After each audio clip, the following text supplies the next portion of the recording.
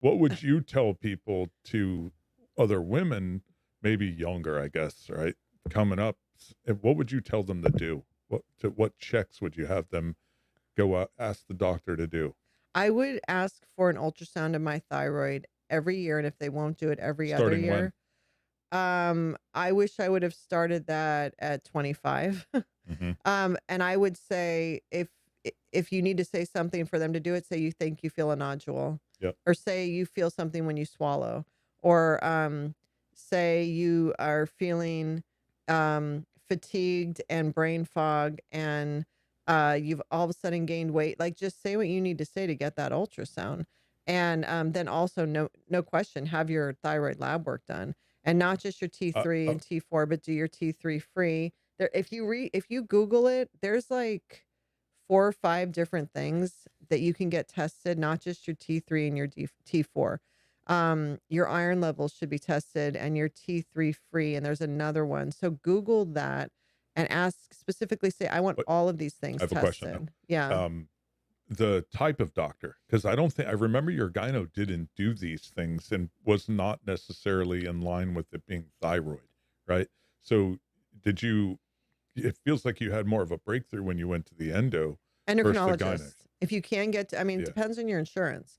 If you can get to an endocrinologist, if it's thyroid, your doctor, your primary is going to refer you over to an endocrinologist. Start a relationship, even just to get a baseline. Yeah, that's where I was gonna go. Get a baseline. See them once a year just to get a baseline, because that way, if and when something happens, you already have your doctor set up and they know your history.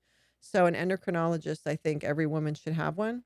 A lot of people think it's just for diabetics.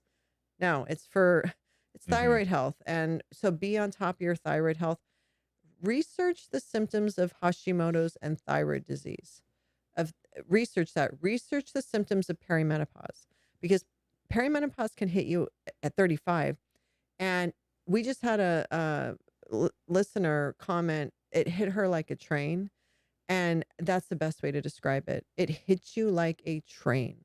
And so research thyroid disease, research perimenopause, prepare yourself, be proactive, write down all the symptoms. And so if and when things start happening, then you can get to the root cause of it.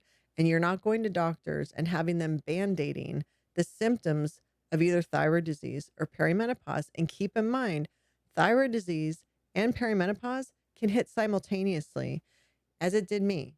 And you can feel like you're losing your mind, you're losing your body, you're losing your life. You don't know what's going on.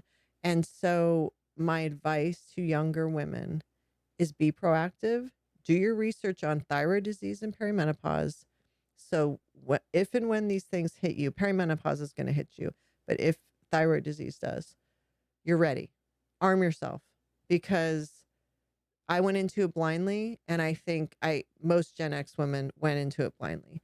So just research, research, research, and talk to your doctors. And if you're not happy with your doctor and if they're dismissing you, find a new doctor.